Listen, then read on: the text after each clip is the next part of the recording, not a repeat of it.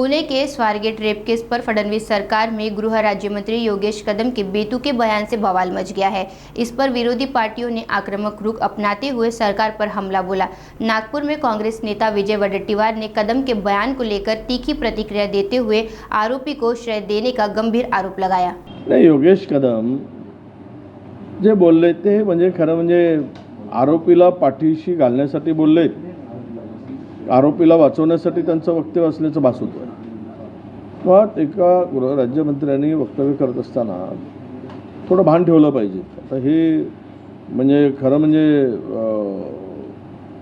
राज्यामध्ये देवेंद्र फडणवीस, अजित पवार आणि शिंदे सरकारमध्ये असे राज्यमंत्री बोलत असतील इतक्या अत्यंत गंभीर झालेल्या घटनेमध्ये प्रकरणात त्यांच्या पक्षाचा एक आमदार सावकारे म्हणतो की अशा घटना घडतच असतात।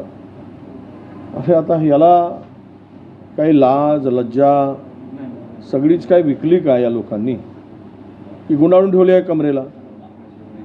थोडी तरी ठेवा। एखाद्या तरुणवर अत्याचार होतो, ती पीडित होते आणि तुमच्या वक्तव्यांनी अख्ख्या महाराष्ट्राला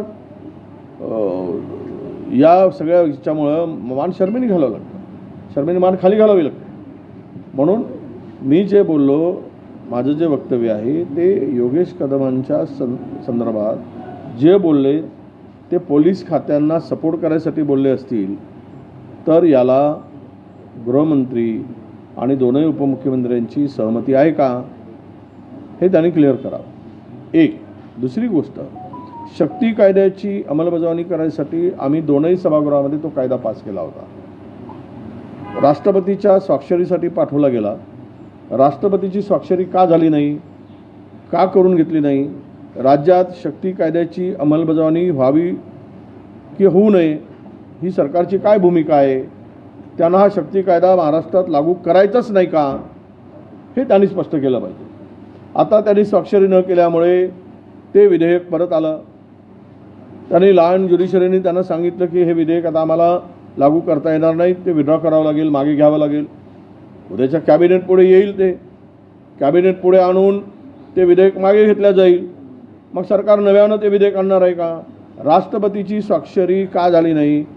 का सरकार त्या मागे लागून स्वाक्षरी करून घेऊ शकले नाही? राज्यात हा कायदा लागू करण्यासाठी काय अडचणी आहेत? कारण सत्ताधारी लोक त्यामध्ये जास्त सहभागी होत आहेत। हा कायदा लागू झाला तर आमच्याच लोकांवर अधिक अडचण होईल, आमच्या लोकांची, असं सरकारचं म्हणणं आहे का? हे सगळी परिस्थिती पाहताना आता नव्यानं विधेयक आणणार की कायदाच करायचा नाही राज्यामध्ये आणि महिलांवरील अत्याचार वाढत राहू द्या, ते वाढत गेले पाहिजेत। खुलेआम तरुणींची, महिलांची इब्रत लुटली तरी यांना काही देणे घेणं नाही, अशा प्रकारची या सरकारची भूमिका आहे का हे स्पष्ट करण्याची आवश्यकता आहे। म्हणून सरकारला आमचं म्हणणं आहे, हे विधेयक तुम्ही मागे घेऊ नका। काय तुम्हाला मसुदा करायचा आहे, त्यामध्ये काही दुरुस्ती करायची आहे, काही अमेंडमेंट करायची असेल ते करा आणि नव्यानं विधेयक आणा आणि याच अधिवेशनामध्ये शक्ती विधेयक आणून परत राष्ट्रपतींच्याकडे स्वाक्षरीसाठी पाठवा। राज्याची इज्जत आता शिल्लक राहिली नाही। जे महाराष्ट्रामध्ये एकेकाळी बिहार, यूपीला आम्ही या पद्धतीनं म्हणत होतो की बिहार, यूपी पुढे आहे, आता महाराष्ट्राला कुठल्या बाबतीत पुढे नेता येत माहीत नाही, पण महिलाच्या अत्याचारावर मात्र महाराष्ट्र आता पुढे जातो आहे। हे महाराष्ट्राला शोभनीय नाही, सत्ताधाऱ्यांना शोभनीय नाही, असं माझं स्पष्ट मत आहे। वाल्मिक कराड याला कुठेतरी व्हीआयपी ट्रीटमेंट दिली जात आहे, सीसीटीव्हीची मागणी देशमुख यांनी केलेली आहे। वाल्मिक कराड तर सध्या धनुभाऊचा सोबतीच आहे ना, ते काय लपून राहिलं आहे काय? आता मंत्र्यांचा सोबती त्याला व्हीआयपी ट्रीटमेंट नाही द्यायची तर कोणाला द्यायची? दिलीच पाहिजे त्याला। आणि धनुभाऊंचा आदेश असेल की वाल्मिकला कुठलाही त्रास होता कामा नये, त्याशिवाय त्याला व्हीआयपी ट्रीटमेंट मिळू शकत नाही। म्हणून त्यांना मंत्रिमंडळातून बाहेर काढायची मागणी जर होत असेल तर ते केली गेली पाहिजे। तोपर्यंत या आरोपींना सजा होणार नाही। हे आरोपीला अभय देण्याचं जे काम चाललेलं आहे, आरोपींना पाठीशी घालण्याचं जे काही काम चाललं आहे, सत्ताधाऱ्यांच्या इशाऱ्यावर आहे असा याचा अर्थ होतो। काल मुख्यमंत्र्यांनी 100 दिवसाच्या आढाव्याची एक बैठक घेतली, 4 तास ती बैठक झाली।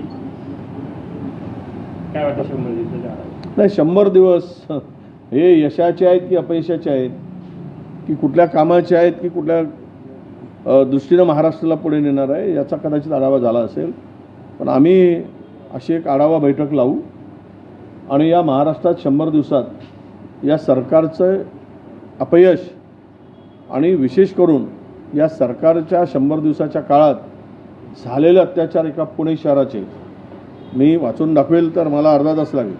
ही सगळी माहिती पुण्यातली शहरातली मागवली आहे, माझ्याकडे उपलब्ध झाली आहे. इतक्या घटना रोज घडत आहेत पुण्यात, एका पुण्यामध्ये. आता ती एवढी मोठी लंबी यादी आहे.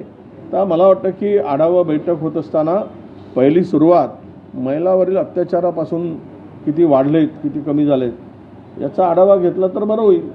त्यातून महाराष्ट्राच्या एकूण आत्ताच्या सगळ्या परिस्थितीमध्ये लोकांना एक दिलासा दिल्यासारखं होईल.